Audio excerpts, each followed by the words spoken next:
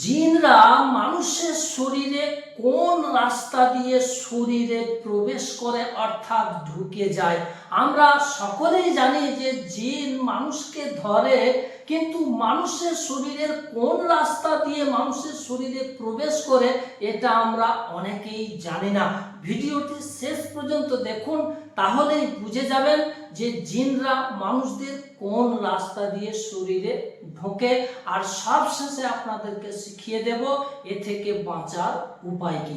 আমি হারুন রশিদ, আপনারা দেখছেন হানাফি কেল্লা মিডিয়া। মানুষের শরীরে সাধারণত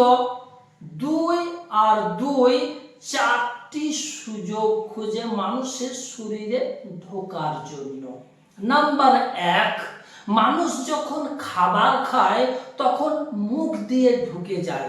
নাম্বার 2, মানুষেরা যখন পায়খানা প্রস্রাব করে তখন কিন্তু পায়খানা প্রস্রাবের দাঁত দিয়ে মানুষের শরীরের ভিতরে প্রবেশ করে যায়। নাম্বার 3, মানুষেরা প্রচন্ড যখন রেগে যায় তখন মানুষের শরীরে টুক করে ঢুকে যায়। নাম্বার 4, একটা মানুষ যখন জিন ভূতের আতঙ্কগ্রস্ত হয়ে যায়, ভীত সন্ত্রস্ত হয়ে যায়, তখন ওই সময়ে মানুষের শরীরের ভিতরে টুক করে ঢুকে যায়। এবার আসি এ থেকে বাঁচার উপায়টা কি। আমরা খাবার খাওয়ার সময় যদি বিসমিল্লাহ পড়ে নিই, আমাদের মুখের ভিতর দিয়ে আর শয়তান জিনগুলো ঢুকতে পারবে না। কারণ হাদিসের মধ্যে রয়েছে বিসমিল্লাহ বলে খাবার খেতে শুরু করে দিলে ওই খাবারে শয়তান জিনগুলো আর অংশগ্রহণ করতে পারে না।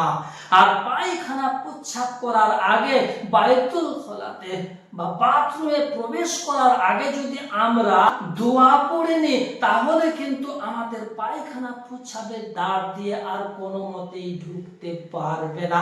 আমরা যখন প্রচন্ড রেগে যাই তখন আউযু বিল্লাহি মিনাশ শাইতানির রাজিম এটা যদি আমরা পড়ি, জিন শয়তানগুলো আমাদেরকে আক্রমণ করার আর সুযোগ পাবে না।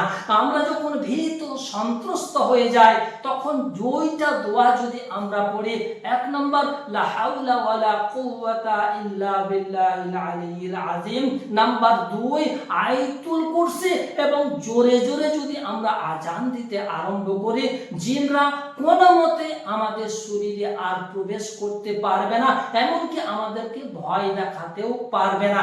এই ধরনের ভিডিও আরো যদি আপনি আমার এই চ্যানেল থেকে দেখতে ইচ্ছুক হয়ে থাকেন, তাহলে এক্ষুনি আমার চ্যানেলটিকে আপনি টুক করে সাবস্ক্রাইব করে দিয়ে পাশের নোটিফিকেশন বেল আইকনটিকে বাজিয়ে রেখে দিন পরবর্তী আরো নতুন নতুন ভিডিওর নোটিফিকেশন পাওয়ার জন্য। আজ এই পর্যন্তই। সকলে ভালো থাকবেন, সুস্থ থাকবেন। ধন্যবাদ।